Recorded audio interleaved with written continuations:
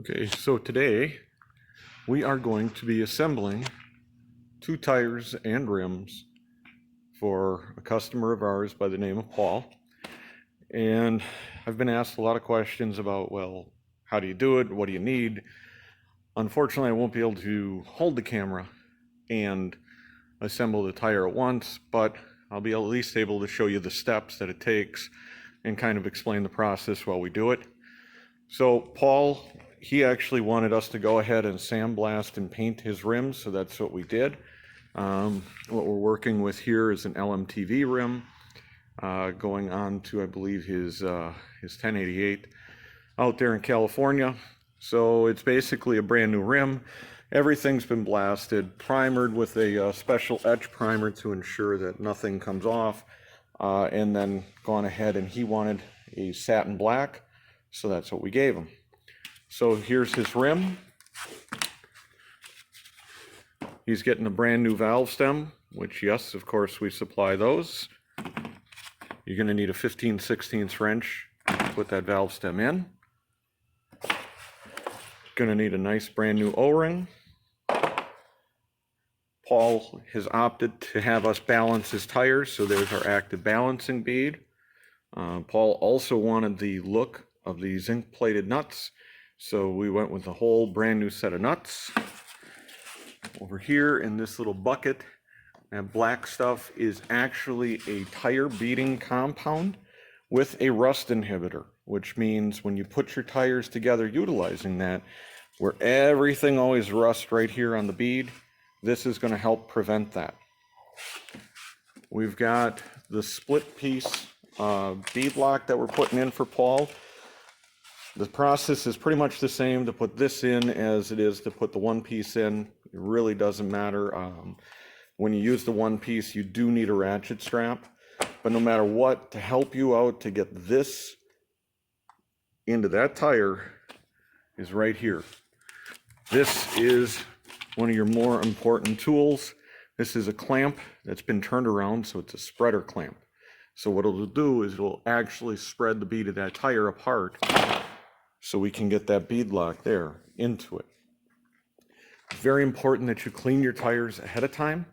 The most important thing to clean whenever you're doing tires is the bead on the rim as well as the bead on the tire. You want that bead nice and clean.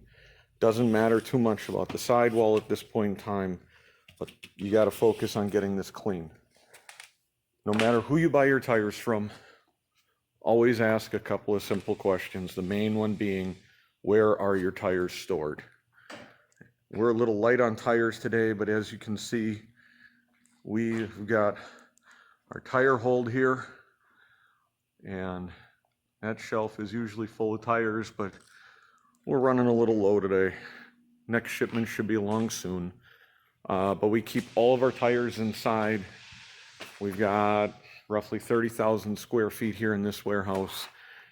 So yeah, we can get a lot of tires in here. For assembling your tires and rims, it's always good to have a 1-inch impact. This is the Milwaukee that I picked up last August. It has been, oh yes, hello Kai, and our shop cat's gonna make an appearance. This is the Milwaukee that I picked up last August. This thing has replaced our air impact. I don't even use that anymore. It just sits on the shelf and collects dust. This I can take out on the road with me. It does everything I could ever want it to do. Another item that I do like to use is this stuff here, this 303 aerospace protectant. I get this on Amazon. No, I don't sell it. Think of that as a sunscreen, but for your tires. So as I was saying before about making sure your tires are kept inside when they're, before you buy them, that's so important because the UV light is what will damage the sidewall, even the tire just sitting there. That's why when people ask about date codes, we don't really care about date codes around here. For us, the main thing is, how is the sidewall of that tire and where was it kept? If it's out of the UV light, they will last so much longer and deteriorate so slow versus if they're out in the sun. We've had 40-year-old NDTs come through that look brand new, and I've had brand new Goodyears come in that are all checked out. And again, it all depends, where was that tire kept. All right, so the first step that we're going to do is we're going to go ahead and spread this tire, get that bead lock in there, and I'll be sure to take some pictures of that process.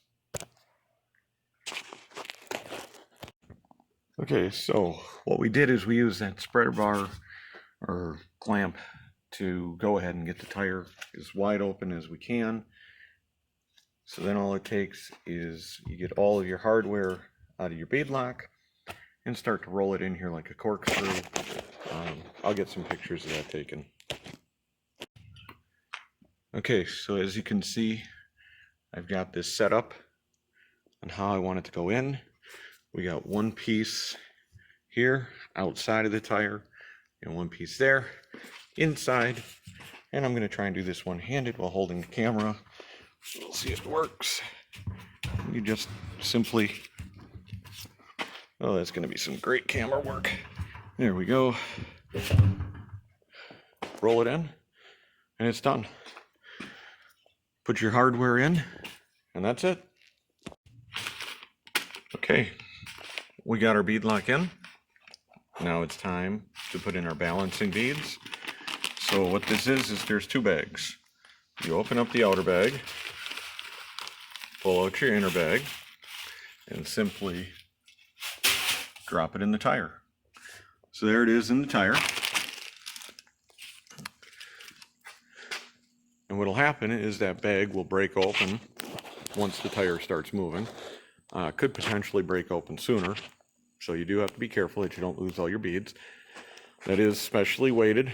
Each bag is identical in weight, so that's how we balance your tires, and it's that easy. Okay, so now we've got our balance beads in our tire. We've got our bead lock in our tire. Focused on the rim now. You can see it might be a little difficult here because the rim is black and our compound is black. Well, and our shop cap is black. But we put that tire compound on just a little bit above the bead. You don't want to get too high because remember, we got balance beads in there. So we don't want the compound past the bead of the rim. The other place we use it is up here for the O-ring. Do not ever, under any circumstance, use any type of petroleum-based lube on your O-rings. Unfortunately, petroleum-based lube will wear out your O-ring quickly. It'll chew them right up.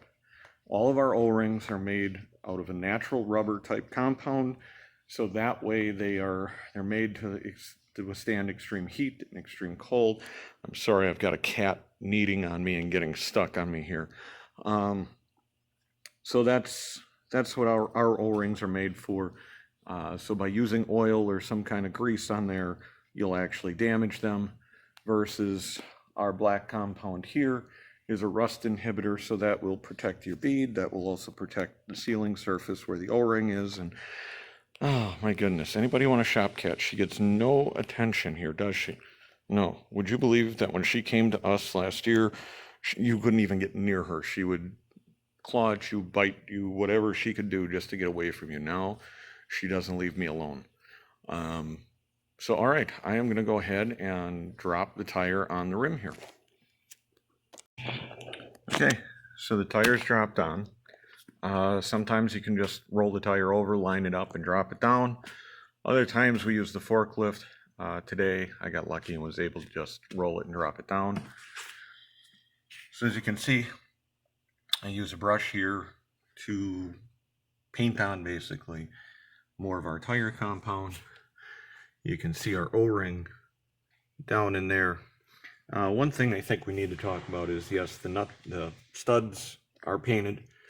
As soon as you run the nuts down, the studs, no matter what you do, they're gonna rip that paint right off.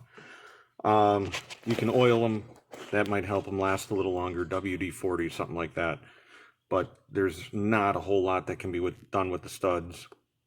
We have, in the past, knocked them out, sandblasted them, and had them phosphate coated. They last a couple of months before they start to show signs of rust, but no matter what we do, they seem to always still show it, so it is what it is. I'd like to point out here is your bead lock versus your tire bead. You'll notice we don't have any of the compound down in the bead lock there. Again, that has a lot to do with those balancing beads. We don't want them to get gummed up in here. So we want to make sure that we use that that tire paste rather conservatively. So now I just got to grab the top, drop it on here, and start getting our nut set.